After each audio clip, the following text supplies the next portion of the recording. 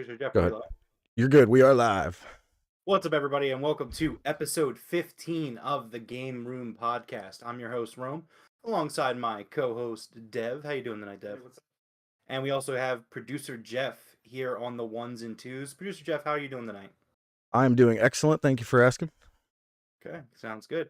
Unfortunately, Forrest can't be here. There was a glitch in his virtual mainframe, and he is not with us tonight. But we still have a fun show lined up for everybody tonight. We're going to get the not fun stuff out of the way and talk about Activision Blizzard as we usually do weekly here. We're also going to be diving into a packed week full of game releases next week. And I'm gonna be reviewing Fire Emblem Engage, and I'm gonna try to tell Devroro how I feel about it, even though he's never played a Fire Emblem game. Are you looking forward to that, Dev? Yeah, I am. Do Yeah, you- I've never played one. I think you put it on the list, a few of them. So. Oh, I love them. Especially the newer ones. I think you definitely want me to play those at least. But So I'm not gonna answer one way or the other. Do you think I liked this game? yeah, I mean it's your franchise. I know it's different, but I don't think you'll hate it. I'm gonna give it a B, a 6. A good B6. PS6. We'll see. Real quick before we get into the show, just so you guys know and the people watching know, so The Legend of Zelda Tears of the Kingdom, the art book leaked yesterday with a bunch of the information that's in it. We will not be talking about that. I don't want to be anywhere near it, so I won't be talking about it. It won't be brought up. It won't be discussed. So if you are trying to avoid spoilers for The Legend of Zelda Tears of the Kingdom, don't worry, because so am I. I didn't even hear about that. I'm glad. Dude, yeah. I'm gonna keep away. It happened last night, apparently. Like, the art book that they're gonna, they sell an art book with it, and the art book always has plot details and explains what the art is, and apparently the whole book leaked. And I'm just like, nope. Yeah, I'm gonna stay away from that too. Yeah, I'm staying out of comments sections for a long time until probably May 15th, because I'll beat the game in 2 days, I bet. Anyways, let's dive right into the headlines. First up, we have the Activision Blizzard update. First one, kind of about the company more so than the acquisition. They are planning on ending full remote work. This comes from GameDeveloper.com. Remote work is reportedly ending across Activision Blizzard, according to a developer at Blizzard Entertainment. Workers across the publisher's many studios will be expected to return to the office between April and June, depending on the studio. Game studios went remote during the early days of the pandemic to protect employees, and for larger AAA studios, there were some initial hurdles to get through. Blizzard specifically created several remote work layers, including cloud apps for personal computers and desktop infrastructure for latency and frame rate sensitive tools. To this day, studios such as Bungie continue to offer remote work amidst the general perception that the pandemic is winding down to an end. Some recently opened studios like Wildflower Interactive operate solely through some work. The person that reported this, Least My Hair is Okay on Twitter, points out that in their thread, several Blizzard employees or their families will be put at high risk of infection if remote work is completely eliminated. They further argue that after nearly 3 years of working from home, the majority of employees at ABK, Activision Blizzard, have no interest in returning to office either full or part-time. Leadership isn't prepared for what is likely to happen, an exodus of talent as we find work elsewhere, they continued. One incentive do employees have to remain at ABK? There was an update. Spokesperson for Activision Blizzard did confirm to GameDeveloper.com that office work would resume on April 10th for Activision publishing employees and July 10th for Blizzard employees. So, Dev, what are your thoughts here? Do you think that it is the right call for them to get back into the office? Do you think that there is a valid option of remote work in games development? Like, what do you think? Well, I have zero knowledge in game development, but just going off of, I guess, my own personal knowledge, I think I feel like it's the best interest in the company to have people together. But I know that the employees don't want to, like, if their job is sitting in front of a computer all day, maybe they don't need to be there. Maybe there's a communication errors. I don't know. Yeah, see, I kind of feel kind of 50-50 on this personally. I think that also I don't know anything about game development. I just read about the process, and like obviously I listen to game developers talk about what it takes and all the work it takes to make a video game. And I don't know, like I think that there has to be some benefit to kind of having everybody in the same building. Yeah, I agree. I mean, look, at the end of the day, like I think that like the pandemic is winding down, and I don't think I necessarily agree with using the pandemic as a reason to champion for remote working. I do think that there is a viable option. Like, I think that there's a viable balance there to do some work from home. I just don't know if I would say that that's the reason why at this point. It's difficult because you said something about people being like their families might be in danger of them coming back and stuff. So it's like, I guess I get it. Yeah, I mean, it's definitely an interesting thing going on, but don't worry. Blizzard had a meeting with its employees to smooth things over, and I'm happy to say that Blizzard is very proud of Mike Ibarra's leadership following what is being quoted as an awful company-wide meeting. This comes from Eurogamer. Activision Blizzard has said it is proud, those are quotes, of Mike Ibarra's leadership following a disastrous company-wide meeting to discuss an internal employee satisfaction survey. During the meeting, Ibarra was asked several pre-screened questions on its supposed use of stack ranking for employee performance, which we talked about, I believe it was 2 weeks ago, or maybe last week. The slashing of profit share bonuses for 2022, and the announcement employees will be required to return to office working in April for Activision and July for Blizzard. However, Blizzard employees soon took to social media after the meeting to express their outrage at Ibarra's comments.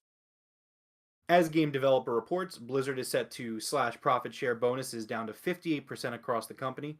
In response, Ibarra commented, and this is paraphrased, "If you think that executives are making a lot of money and you aren't, you're living in a myth." Just to stop real quick, telling your employees, hey, if you think the boss is making a lot of money and you aren't, that ain't true. That's just not the way to go. That is just not the way, especially when these developers, they are not dummies. They are smart. Yeah, they know how much these games are making. Like, yeah, we know how much these games are making. Like, come on, stop. Hands are in the pot. They know how much is. Everyone knows. While the drop. Oh, sorry. Oh, I'm sorry. While the drop in bonus will affect all employees, it will have a greater impact on employees with a lower salary. There were also reportedly concerns from employees about the impact of lower bonuses in the context of returning to the office, which will bring higher commuting and/or living costs. Ibarra reportedly did not provide a clear action plan on retaining talent due to these changes.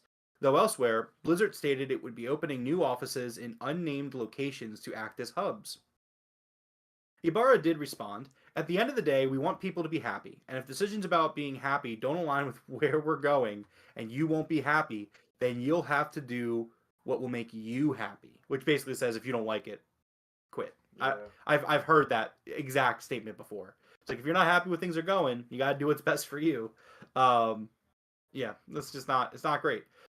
Game developer source at Blizzard interpreted this as suggesting employees not aligned with the office working policy should leave. An Activision Blizzard spokesperson added Ibarra stated the company would listen to the team's feedback and balance it with what's best for the business and serving players long term. Employee concerns around financial difficulties were especially strong in the quality assurance and customer service departments, to which Ibarra reportedly replied, "Some of our disciplines are not long-term disciplines." An Activision Blizzard spokesperson responded that these are considered not long-term disciplines because the company wants to grow and take on expanded responsibility and opportunity. Just running through some tweets and some responses from people that work for Activision Blizzard. Dylan Snyder said, "I've been in the industry for nearly 10 years and have never, ever been as embarrassed by leadership figures as I am at this moment." Senior character artist Brian Bedford went on to say, "After today, my confidence in leadership now only extends to Team 4 and no further. What an absolute mess of a week. We just want to make cool games, man. Why does it matter where we do that from?" You know, and there's a few others from employees just basically saying, like, this is kind of ridiculous, and the employees are just generally not happy, which I think is a shame. I feel bad for Mike Ibarra because I guarantee you this guy is just taking the higher ups and doing what they're like. I know what it's like to be in that kind of middle management position, and like, I don't know the guy personally, but I got to assume that, like, he's aware of what his people are dealing with. And he knows that the company is telling him to say these things and go in this direction. And he's just kind of doing his job. And it sucks to see, because that's just my perception of it, based off how we get a report saying that the higher-ups are proud of the work he did.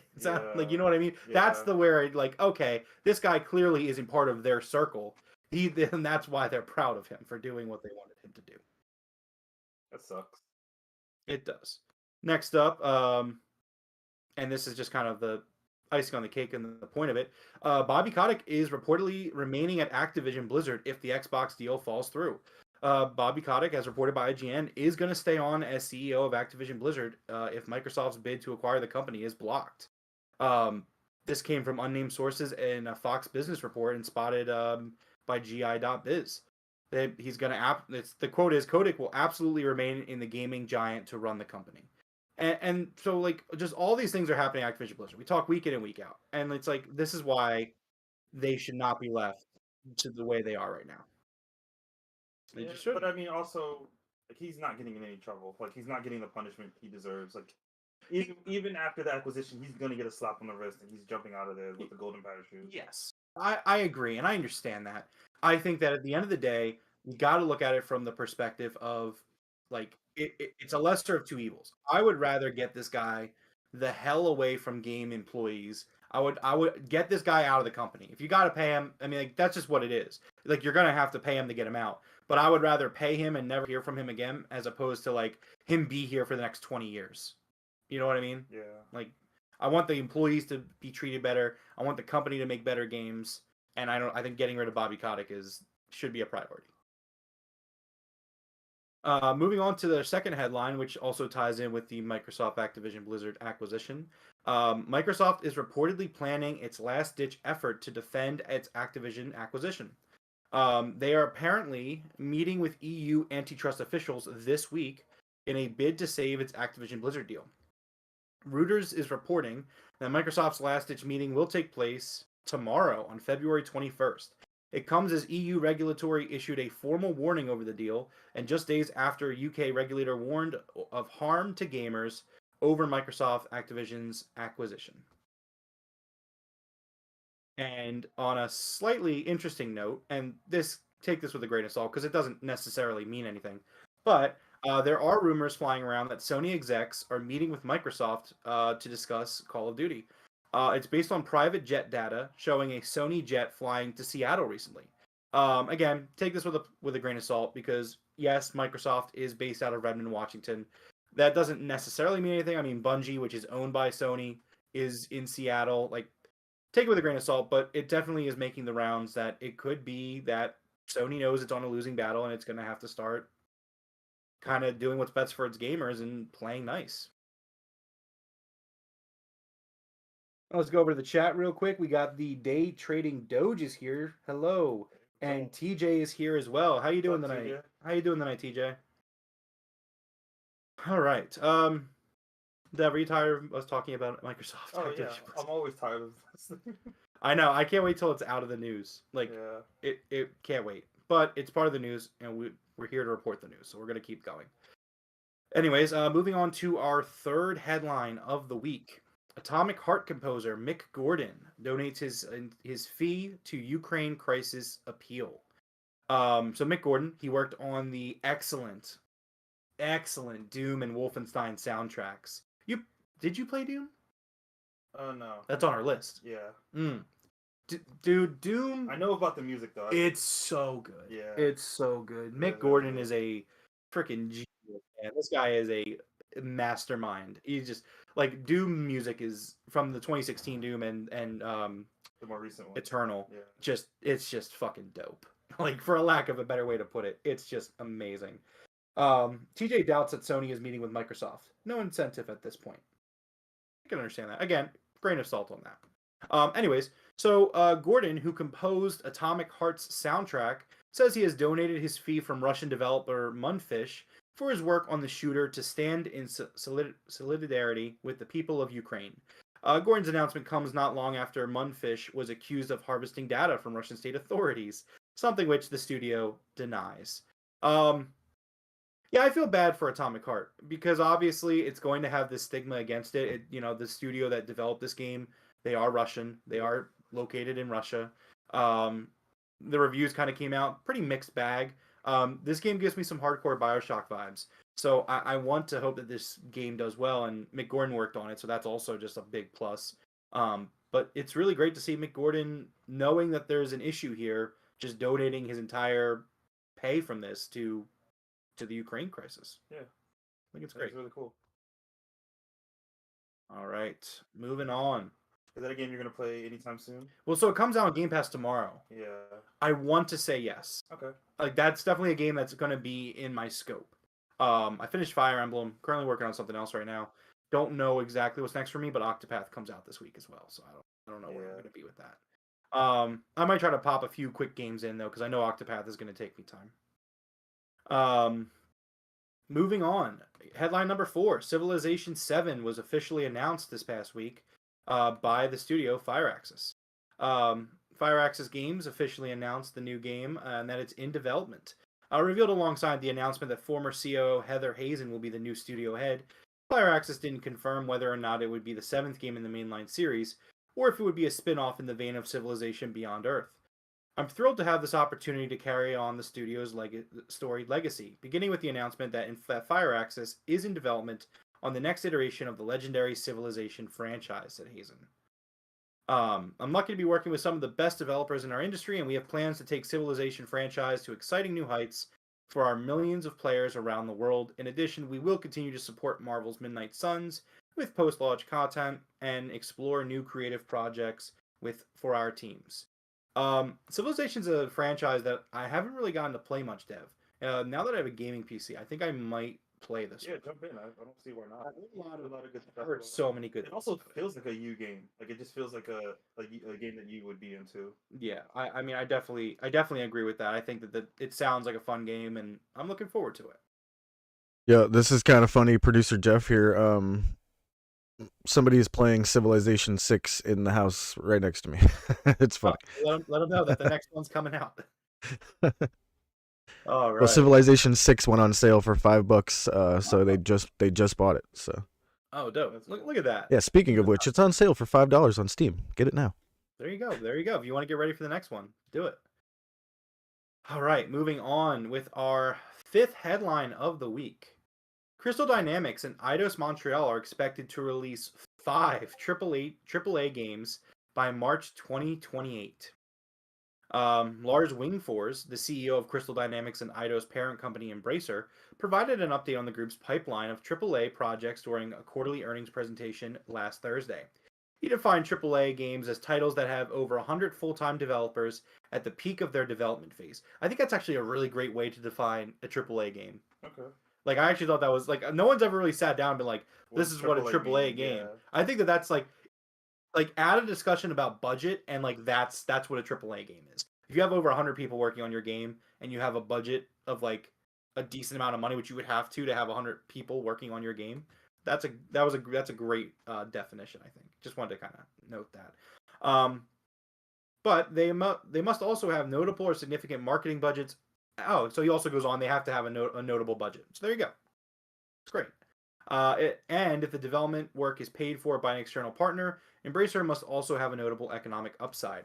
One project that would appear to meet all those stipulations is Perfect Dark, a co-development between Xbox Studio The Initiative and Crystal Dynamics, which is being funded by Microsoft.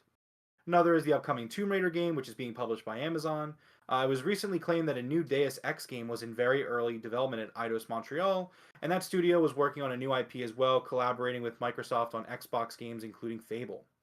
Prior to last year's completion of a $300 million deal to acquire a large part of Square Enix's Western development arm, Embracer said it was envisaging. Oh wow, that's an interesting word. Envisioning sequels, remakes, remasters, spin-offs, and more for Crystal Dynamics and Eidos Montreal IPs, which would also include Thief. And in November, Crystal Dynamics and Eidos CEO Phil Rogers says Crystal Dynamics had received an overwhelming response to survey designed to gauge interest in a potential revival of its long dormant Legacy of Kain series. The release of 5 AAA games over the next 5 years would mark a significant increase on the 3 released by the 2 studios over the past 5 years. They were the 2018 Shadow of the Tomb Raider, 2020's Marvel's Avengers, which was terrible, and 2021's Marvel's Guardians of the Galaxy. Which is awesome. I still need to play that. Such a good game. I really want to play it. You love that game. That was Yeah. So yeah, I think this is. I really like Crystal Dynamics and Eidos Montreal. I think they're really good developers. I was shocked when Square Enix sold them so they could pay for their NFT pursuits. But yeah, I mean, I'm all for it. I think all these products sound great. Can't wait for them. All right, moving on to our last news segment of the week. Kind of a slow news week this week. Hang on, real quick here. I just showed the B-roll for that new Perfect Dark game, Oh and yeah. I'm not sure you remember way back in the day, but Perfect Dark is one of my favorite games of all time. Mm-hmm.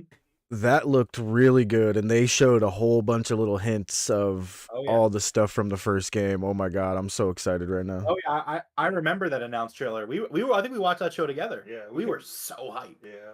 And I'm excited for it too. And again, that's why I am really optimistic about the future of Xbox in terms of its software. I'm really excited for Perfect Dark. I think I know it's had some development bumps, but like I hope they get over that, and I hope things get back on track. Cause I think Crystal Dynamics is such a good studio yeah, that I have so much faith in that studio and getting things done.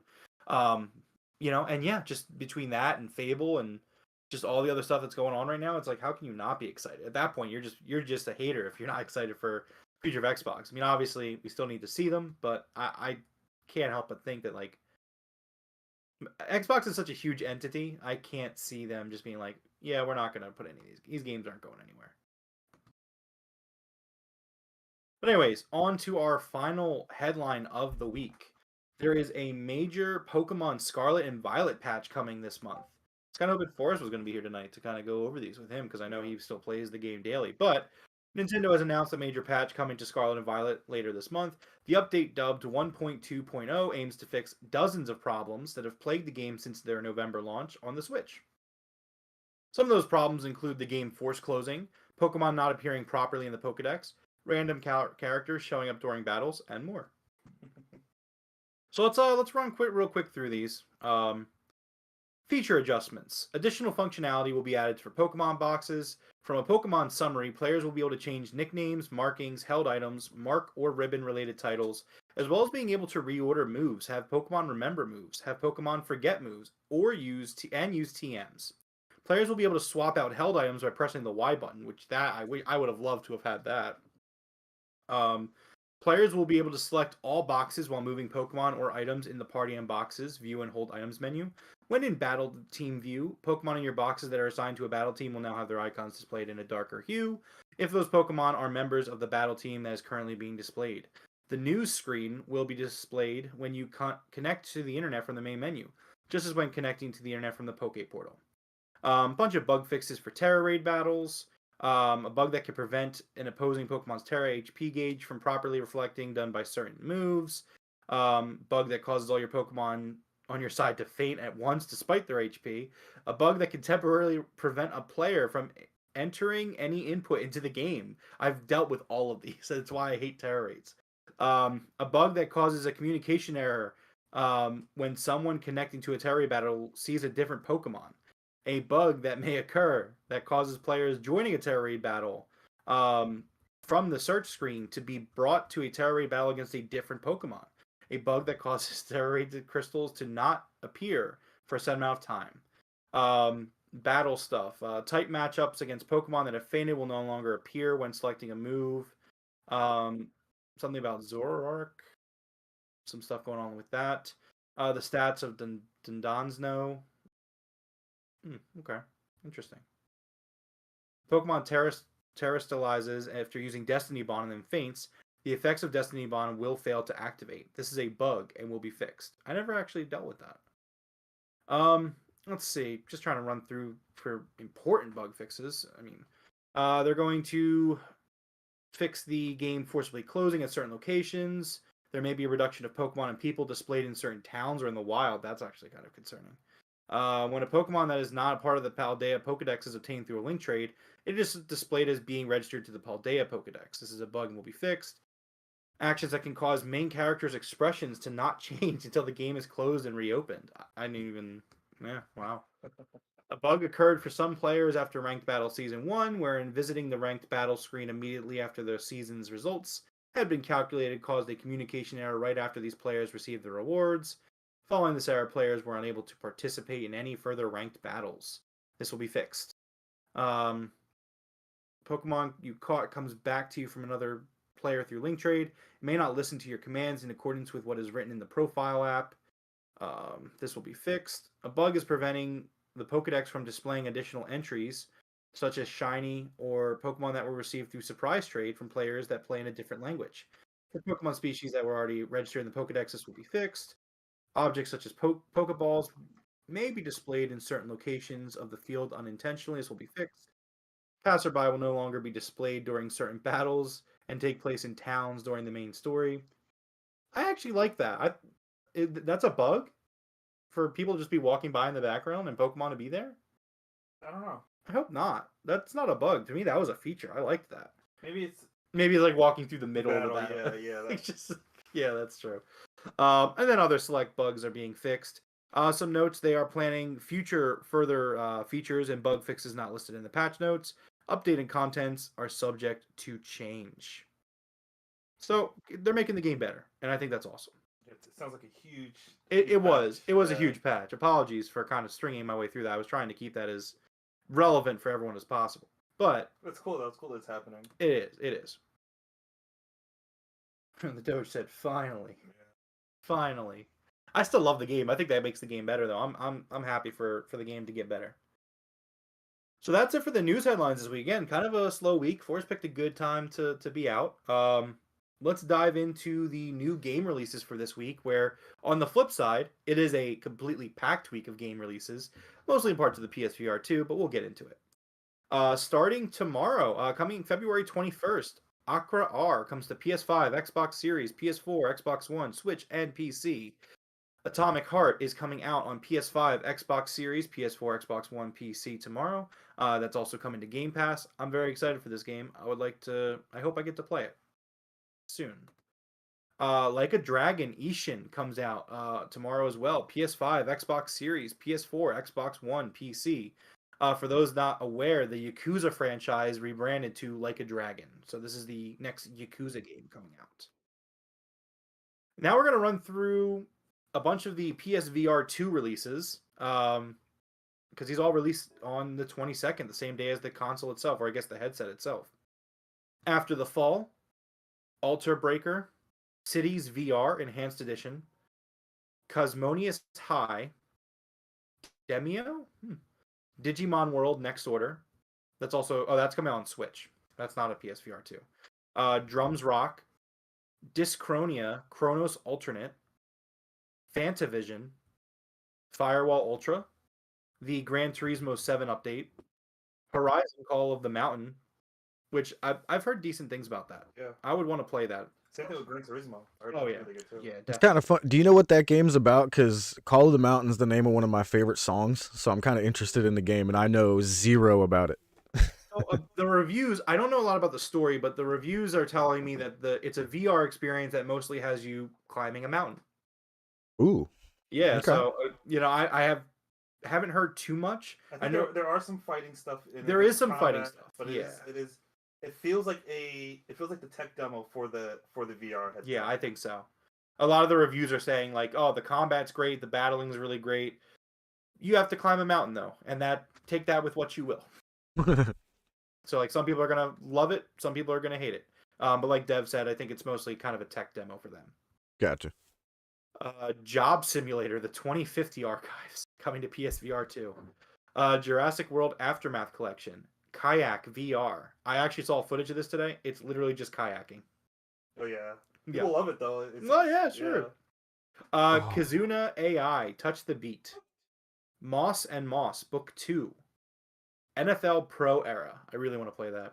Pavlov VR. I'm looking at the list. You got dude, quite a list of games. My hat's off to them. It's a good launch lineup here. Yeah. It's a shame there's been fucking zero advertising about this thing coming out in 2 days.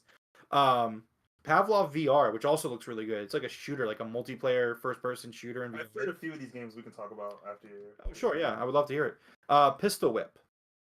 Puzzling Places. Whip.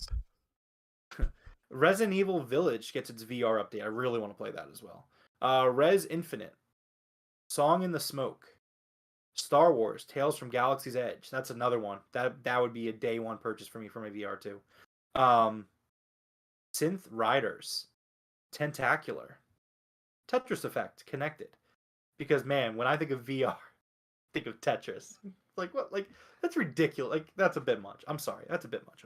Again, it was Dude, Tetris Effect was also part of the PSVR 1, and people liked it a lot. I know it's Tetris, but anyways, I have the B-roll going for Atomic Heart. This is the Yeah. creepiest game I have ever seen. I would not last 20 minutes playing this. I would quit. you don't like horror stuff, horror games? Yeah, I'm not a big fan of horror, and it's all about like robot mannequins. They look like mannequins. I'm out. I love it. I'm in for it. I'm into that Bioshock vibe. I think we Yeah. both Oh are. man. Bioshock. Anyways, The Last Clockwinder. Something about that title just sounds really cool. The Light Brigade. The Tale of Ungaro. Oh, Onogaro. Thumper. Townsman VR. Vacation Simulator. Yeah. What the Bat. Zenith, The Last City. Zombieland, Headshot Fever Reloaded. And that's it. That's the PSVR 2 headset lineup. We did it. We got through it. So of those games, I think I played a few. Demio is a great game. That's a game that you would have to get, and hopefully we can play What is together. it? What is Demio? It is the best way to describe it is you play on a board and you have a character. It's a little bit like Dungeons and Dragons, and you take turns up to 4 people, and you move your character throughout the dungeon and just try to kill all the guys, get the key, get to the door. You got to get to all 3 floors, and you got to kill a boss at the end. It's just a lot of fun. Interesting. The Last Clock Tower, I have not played that, but I've seen gameplay of it, and it looks really, really good. The best way to explain it is You mean Clockwinder? Yeah, the Last Clockwinder. You're fixing a clock, so you have your avatar fix the clock, and then you hit a button, and you step back, and your avatar is doing that motion. So you have to move on and like kind of pass things along using previous avatars. Like if you need to throw something and catch it, and you're building an assembly line, but just by yourself, and it's just really cool mechanic, really cool game. Moss Book 1 and 2, also a great game. This one's more like it feels more traditional, where you're playing a video game, but you're in the game kind of. You control a mouse, like you see on the screen, and it just goes along. You can move your head around and see around objects. That's a really fun game. I didn't play Book 2. Book 1 is good. Pavlov VR is also really good. I want to play that. That looks really good. That's the first-person shooter one, right? Yeah. I want to play that. Star Wars. That one's really good. Yeah. So yeah, it's an amazing lineup. Yeah, for me, the big titles here that I would really want to, if I were to get the headset and what I really want to get my hands on, definitely Horizon, definitely Star Wars, Resident Evil. Well, I have well, I guess I don't have it for the PlayStation, but Resident Evil, NFL Pro Era, and I think I said Pavlov VR. I think those for me are like the big 4. I would love to play. I really want to play NFL Pro Era. Like, I don't even think I'd be good at it. But I just want to go out there and just like I just want to like be standing on the field and just like throw a pass and then run into a wall, just like all the TikToks. But yeah, no, I mean I'm excited for it. I just can't get over the fact that it comes out in 2 days and I've seen no advertising still. I've actually saw advertisement. Have you? Since the Super Bowl, I've seen advertisement on like YouTube. Okay, well at least it's making. See, I have YouTube Premium, so I see no ads on YouTube. Well, at least they're advertising then. That's good. I'm glad to hear that because I don't know. I'm worried about it. I want it to do well, but because if it does well, then you're gonna get better games for the headset. So we'll have to see. Wrapping up with the game releases because we aren't done with the week. Company of Heroes 3 comes out on February 23rd. That's a game I would really love to get into and play. Grim Guardians Demon Purge comes out on PS5, Xbox Series, PlayStation 4, Xbox One, Switch, and PC on the 23rd. Sons of the Forest come out on PC on February 23rd. That might be why Forrest isn't here tonight. He's like, Sons, I'm out. Clive and Wrench comes out on PS5, PS4, Switch, and PC on the 24th. And then we finish the week strong with 2 big releases for the Switch and the PS5 for the second one. Kirby's Return to Dreamland Deluxe comes out February 24th. Still think Kirby's a little oversaturated. Forrest isn't here to argue it, so it is what it is. And then lastly, the big release for me this week, Octopath Traveler 2 comes out on the 24th for the PlayStation 5, PS4, Switch, and PC. So I'm gonna actually vent some frustration here real quick because I'm starting to realize a trend with Amazon, and I think I'm gonna stop buying my Nintendo Switch games from Amazon. Every single Switch game I've bought from them in like the last 6 to 7 months has been delayed past its release date, and it happened again with Octopath. And I'm like, okay, well, so I pre-ordered Metroid Prime Remastered. That's supposed to come out in 2 days. That's not on this list actually, but the physical copy comes out in 2 days. Um, People that bought it on Amazon got a delay till March 25th. Damn. And then so for Octopath, it comes out like I said on the 24th, and I got a notification that it is delayed until the first of the month of March. So you definitely canceled that, right? Yeah, I canceled it. I was like, okay, well, I'm not buying it then from you. I'll go to GameStop. Okay, well, that's kind of what it is. I use it because I have Prime and I gain rewards points with my Prime card. Yeah. So like after like enough games, I can get a free game. So that's why I use Amazon.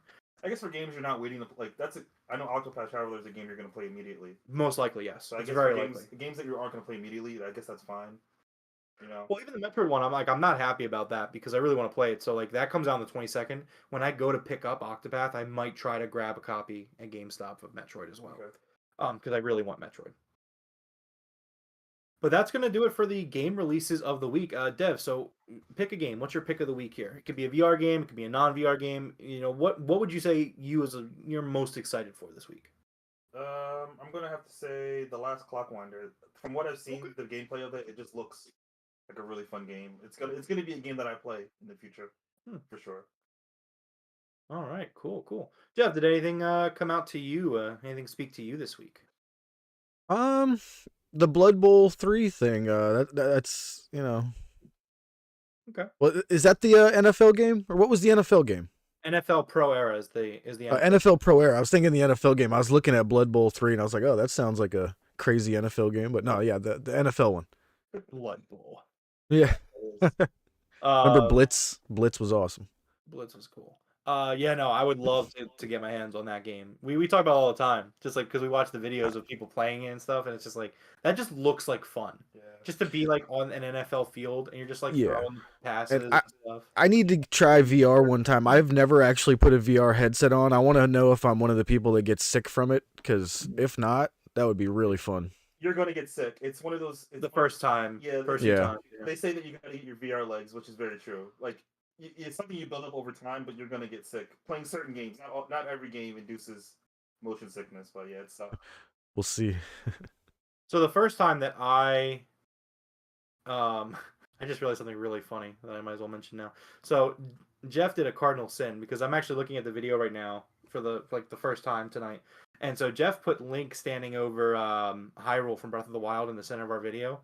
Before the video started, he definitely said Zelda was standing over it. I said it was a picture from Zelda. Yes, but you are correct. That is what I said, yes. Cardinal Sin by Jeffrey Vegas here. I just noticed it because I'm just checking out the live stream real quick. And just like that, my thought was derailed. What was I saying? Something with the releases. Oh well, big week for releases. It looks great. A lot of great games coming out. Would love to play NFL Pro Era though. I think that was the last point I was making. Yeah, it looks good. Anyway, let's move on to the topic of the show. I recently finished Fire Emblem Engage, and I wanted to kind of take some time to talk about it, kind of give like a formal review. Jotted down some of my thoughts. I do have a final score for it. Dev, this is going to be kind of I want you to ask me questions. If anything pops up, and I did ask you to kind of come a little prepared. Yeah. If throughout the review you have any questions, even if you want to ask about kind of what Fire Emblem is, like I think it's actually a great perspective for somebody who hasn't played the game, to kind of just learn more about the game. So, anyways, let's get started with my review of Fire Emblem Engage. So obviously Engage is the latest entry in the long-running Fire Emblem series. And I really found this as an attempt to refocus the franchise on its tactical combat. But I'm going to get into that a little bit more later. First, I kind of wanted to talk about the story. So the story of Fire Emblem Engage is pretty standard.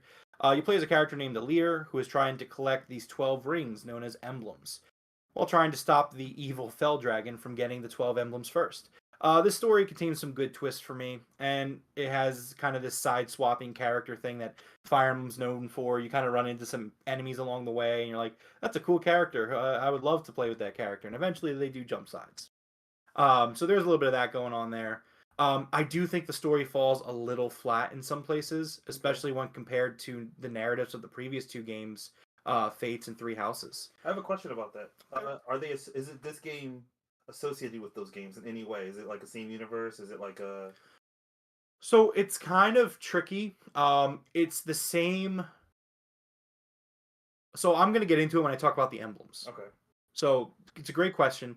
It does not take place in the same worlds as the previous games, but there is a shared universe. Okay, I gotcha. Think Avengers and like the multiverse. Okay. It's kind of like that. Anyways, so one thing I really liked is that so they have a fully voiced protagonist now. It's the first time in the franchise. But something that really irked me about it was so they give you a name for the protagonist. The character's name is Alir. That is their name. You can choose whether you play as a male or female. That's fine. The character's name is Alir.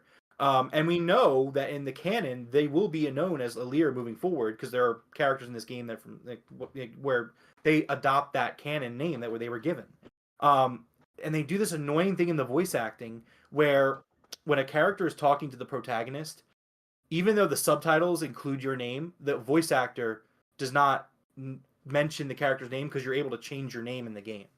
And it's such a like sometimes it was written in a way like where it's not a big deal, but there are sometimes where there's just kind of like a pause where there shouldn't be a pause, and I was like why? Just like you've given the character a name, you've brought in a voice actor for this character, like just make this character that character, just to give your players some sort of like illusion of choice by naming them. Like it does, I don't know. It was a little thing, but I just kind of wanted to mention it.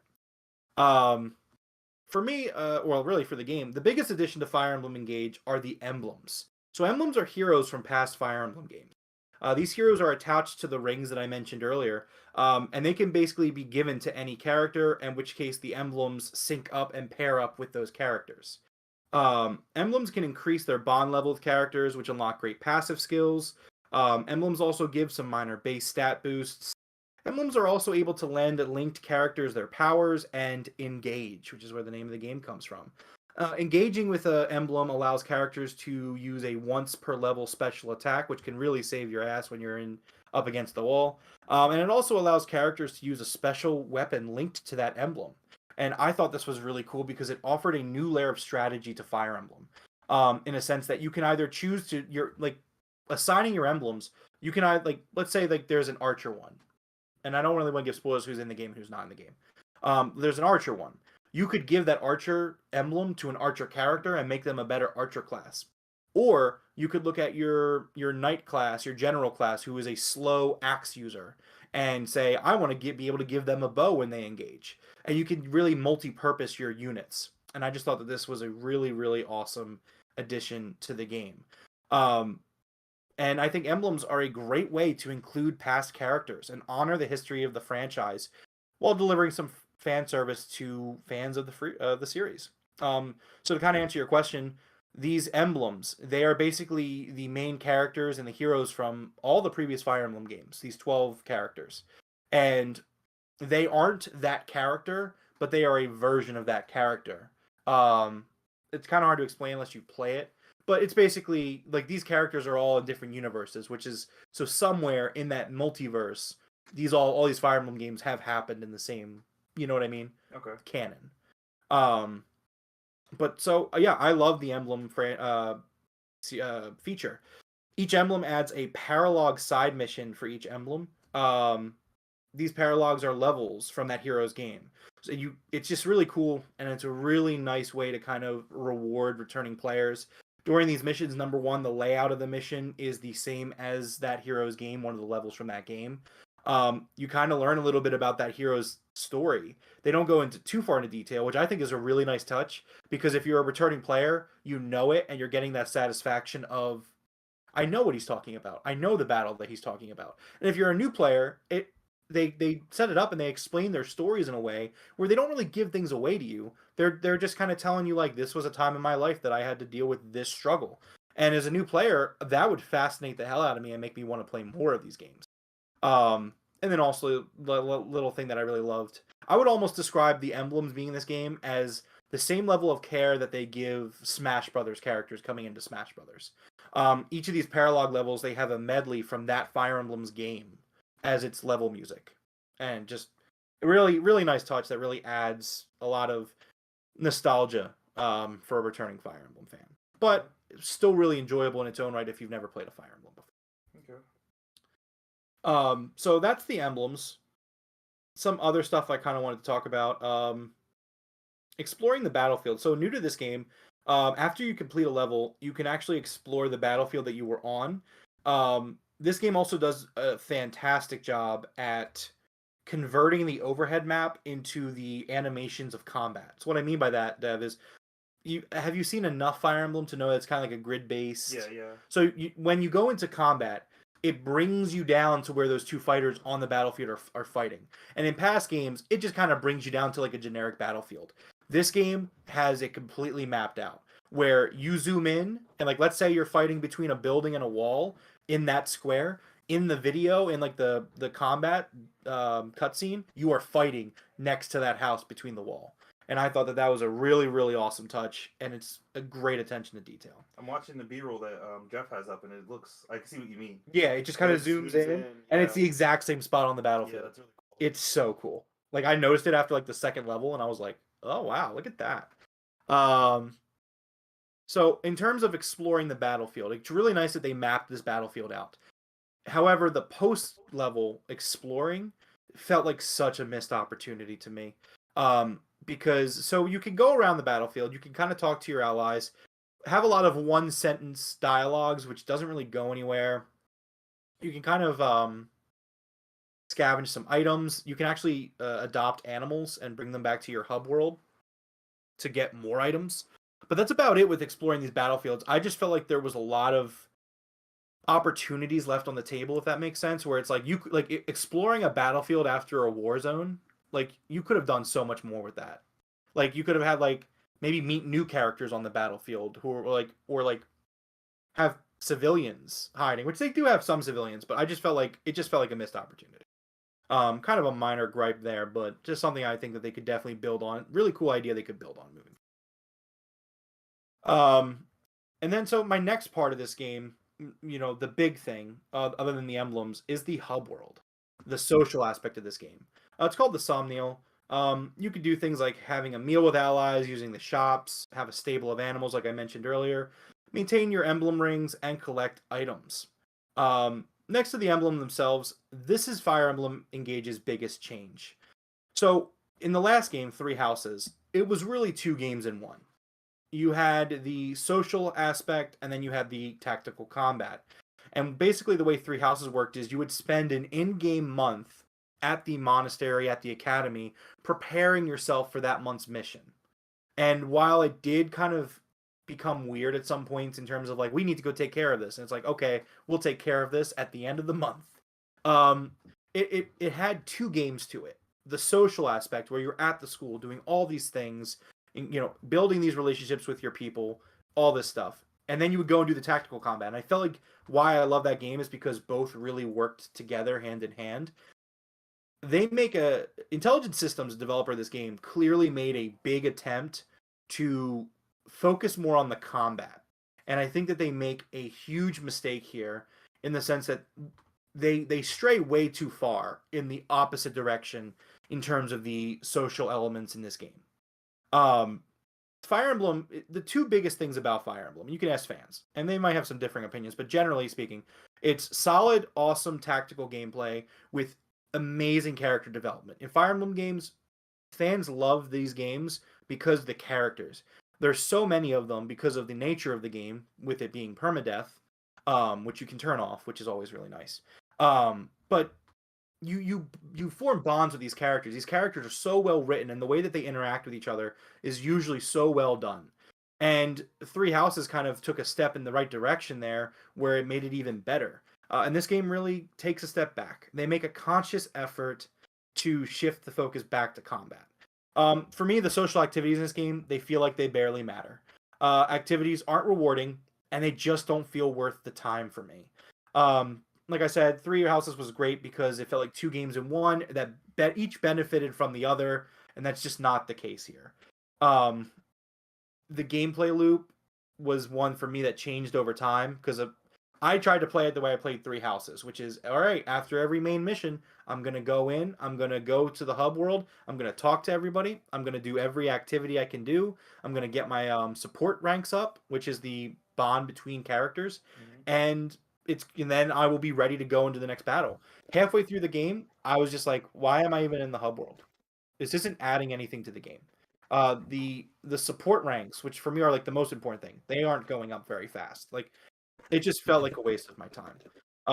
And I just feel like they wanted to dial the social aspect back after Three Houses, because there was a section of the fan base that wanted them to stick more towards the core gameplay. But like, man, I just felt like this was such a weird step backwards. Everything is just so tedious. They overcorrected, and they went from doing a lot to just doing way too little. And I think that these changes to the social aspect of the formula really hurt the narrative too, and the character development that are usually very strong parts of this franchise for me. I think that, again, like, it's all about the bonds between the characters and the character development. It's what makes Fire Emblem, for me, the best tactical game. Like, yes, the gameplay itself is really smooth, but like, it's what sets it apart from other games in the genre, where it's like, these are characters that you really care about, and you really care about the bonds that they form between each other and the conversations that they have as the game goes on. And I just feel like by not doing a good job with the social hub, you just kind of really ruined a lot of that for me. They also don't have S rank supports, which doesn't mean anything to you. But for a Fire Emblem fan, I was like, why are there no S rank supports in this game? I like it. So basically, the way the supports work, Dev, is you spend enough time with two characters together, whether it be next to each other on the battlefield, or you share a meal, or you heal them in the battle, different things. It raises your support level, and then you go from C to B to A, and then you go to S in the games that have S ranks. And it's an ongoing story between these two characters, and each pair of characters have a support. Well, there are some characters that don't, and that's just because they would assume that the two characters in the army don't meet. Okay. But a large portion of these characters have these support ranks, and one of my favorite parts of the game is getting through these. And this game, just for me, they just didn't hit like they normally do. Some of them were good still, but a lot of them just didn't feel like they mattered as much, and it's kind of a shame. Okay. I mentioned this in my review because I thought Forrest was going to be here, but the game has a sick anime intro, and I was like, that's dope. Do you like the characters that are there? I do. Okay. And again, like, the formula, the foundation of these characters is still really strong, and it's another Fire Emblem game that is just knocks it out of the park in character development, or in terms of characters. Character development comes in kind of weak because of the social aspect being as weak as it was. Coog's here. Thanks, Coog. He's stopping by to say hi. Sierra Miro. Appreciate that. So that's my review of Fire Emblem Engage. Overall, I really loved Fire Emblem. What it chooses to focus on, it does so well. I love the emblem mechanics. I think the tactical gameplay is the best that it's been in the series. Just from adding the layers of the emblems, it's a unique, fresh way to just play the game. It's an awesome thing to have in the game, and it's great. And I love that it really kind of it showcases the history of this franchise, and it's just so cool to be teaming up with. Like, they could have went an easy route and just been like, all of these characters are main characters in this game, and like, people would have liked it. But the fact that they put them in a way where they're these emblems, so they're not like, they don't take center stage, so they let these new characters come in and be them, but they're still there, and you can build off relationships with the emblems and the characters. And I just loved it. It's really good. But that being said, the toned down social side of the game is a huge step backwards for the narrative, character development, and the fun loop that was established in Three Houses. Course correction away from social aspects was just too extreme, which honestly, some fans of the franchise honestly will probably prefer. If you're an old school Fire Emblem fan, like you didn't play Three Houses and you just want to play really good tactical gameplay, you're gonna love this game. It's a 10 out of 10 for you. Okay. Where do you think I rank this game? Just based off your review, I want to say 8. Okay. 8 out of 10. It seems like you liked it a lot, but okay. Producer Jeff, do you want to take a stab at my review score? I think you're going to give it somewhere around a 7.25 or a 7.5. Okay. So I go off for my review scores. I go off just so you know, Dev, because this is the first review you're here for. Go out of 10, and then I also do 0.5s. I don't go into too nitty gritty. Just so you know, Dev, for the future. I gave this game an 8.5 out of 10. Okay. Oof. So here's the thing: if this game had the social hub of 3 houses, this is a 10 out of 10 game. This is real. This is just more Fire Emblem, and like I have absolutely loved the last 2 Fire Emblem games. For me, they're both 10 out of 10 games. Fates and 3 Houses. The social aspect, man, it just felt like such a waste of time. And you know me, like I argued with Forrest a lot about the Pokemon Legends Arceus gameplay loop. When I get into a gameplay loop that I really like, I want to stick with it and follow through with it. Yeah. And like I was halfway through this game and I was like, I'm not doing this. I know that's a big deal for you too, because I think Breath of the Wild, that was an issue for you, not having. You felt like the characters didn't have enough like social. Mm-hmm. Yeah, the history. I use the term like they just didn't have soul. Gotcha. But like the characters here are really good. Like there are characters that I really like.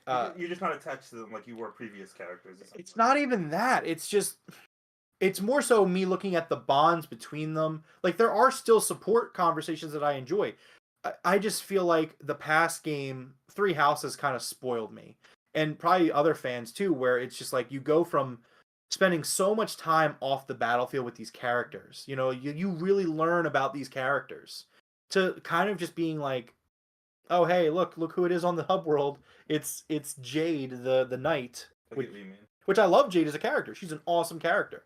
Like the characters are cool because they just have like little things. Jade was cool. She's this knight and she's like really tough and stuff, and you think that she'd be like real serious, but she writes comedy novels. Okay. And like that's just her character, and she writes comedy novels about one of the other knights in the army. And it's just like that's just the base level, the character. But like her interactions with the other characters are like characters reading her book, what they think of it. Like some characters really like it, some characters really don't, but that's okay because they're all different people. And I like stuff like that. I really love stuff like that. And that stuff is still there, but it's just you go from going like this good in 3 Houses to like off the like this. And it's just like it's a shame. And they got rid of the S supports. Although to be fair, I'm not sure if the S supports were in 3 Houses either. I don't remember off the top of my head. It's been like 3 years since I played it. But I like the S supports. So yeah, that's my score for Fire Emblem Engage. Give it an 8.5 out of 10. Really, I really still recommend it. If you love Fire Emblem, you'll love this game. If you love the social aspects of Fire Emblem and nothing else, you're probably not going to like this game very much, though. But so great tactical combat. Quick suggestion from producer Jeff. I do want you to give me your rating beforehand so that I can bring up a cool graphic on the screen that says like 8.5. You know? Oh yeah, I'll definitely do that. We'll learn as we go. We're still learning. Yeah, exactly. Yeah. But that's great. Yeah, that's a good idea. We'll do that.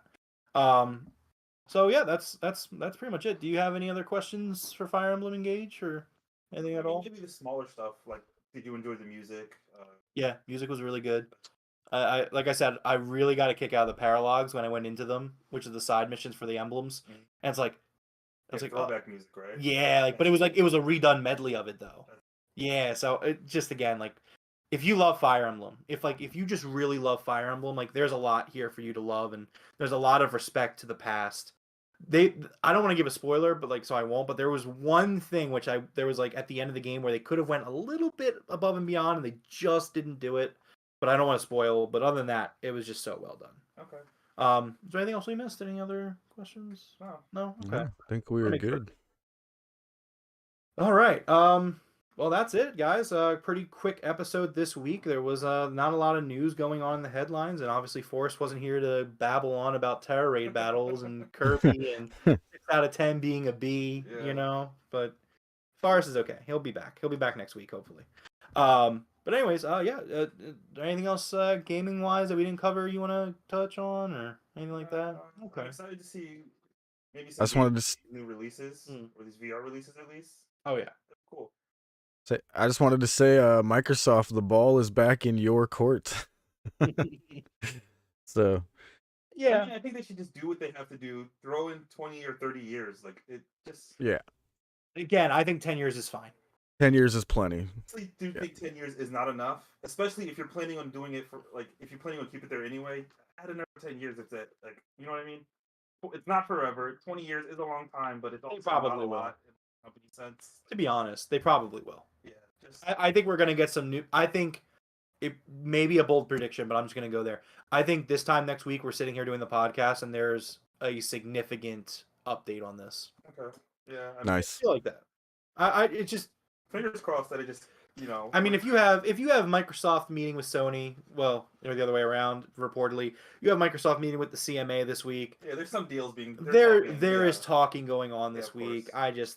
I can't help but think that we're gonna get some substantial update on this week. But I think you give in a little bit with Call of Duty because you're getting a lot more, and Sony only wants Call of Duty, but you have Diablo, you have big games under you that you can still work with. You have big titles you can bring back, So, like, I agree with you. Call of Duty isn't the end all be all. I know how big it is, but yeah, exactly. It's not the whole point. You know what I mean? Like, it's just little things. Oh, you know what? I'm just gonna share that with you because I've learned this week and I thought it was really cool. Just a quick little fun fact. So I was watching a video about like games that get like dual releases, think like Pokemon. Did you know that on the Game Boy Advance they put out a Crash Bandicoot and a Spyro game together that had them going against each other's antagonists? No, that actually sounds really cool. Doesn't it? Yeah. I found out about today. I was watching a video. I was doing laundry and I was like, "Holy shit, this existed!" Apparently, the Crash one wasn't very good though. It was like a mini game thing, but that's still a really cool concept for Spyro to go against is it Vortex? Yeah. And then Crash to go again. Who's the Spyro villain? I'm drawing a blank. Yeah. Having a brain fart. No idea.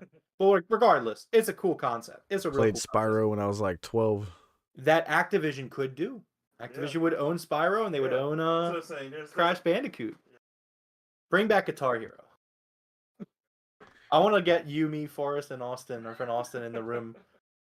Oh, man. Remember we had that group chat that was named the Rock Band Reunion Tour? Yeah. So producer Jeff, Forrest hates Rock Band. He just hates it. And it's mostly my fault. So there was this one time where I play for achievements on Xbox because I like to get my gamer score up. And I was playing Green Day Rock Band, and because I love Green Day, favorite band. And there was an achievement to play the career mode in one sitting. Now, Green Day, yeah, exactly. Green Day, long ass career. This game came out after 21st Century Breakdown, so like 2010, 2011. So, but so like I call them over. We used to do like our monthly hangouts before Forrest moved to New Jersey, virtual New Jersey, and like the 1 month we were just like, hey guys, come on over. We're gonna play some Rock Band. And they all showed up, and I was like, "Hey, so we're kind of gonna play Green Day Rock Band for 8 hours." Like that was how long it was. It's a 7-hour career mode or something like that.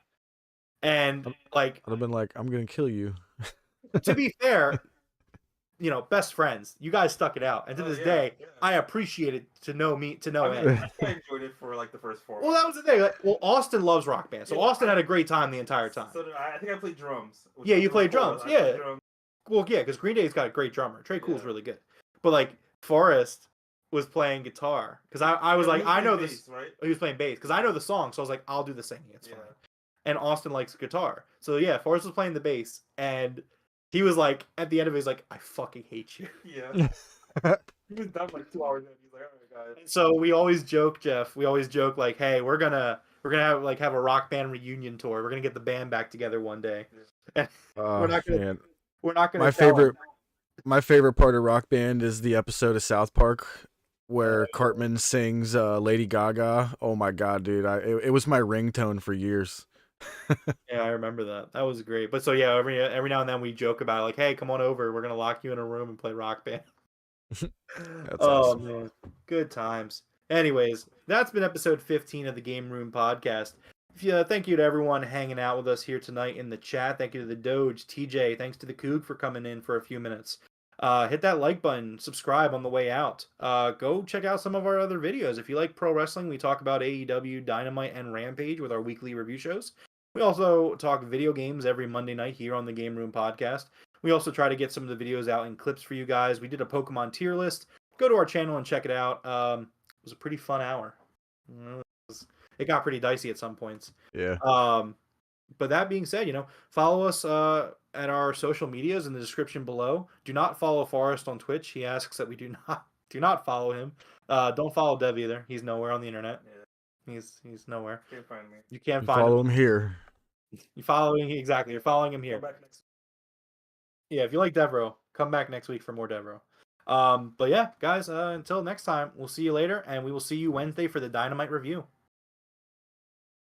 Peace.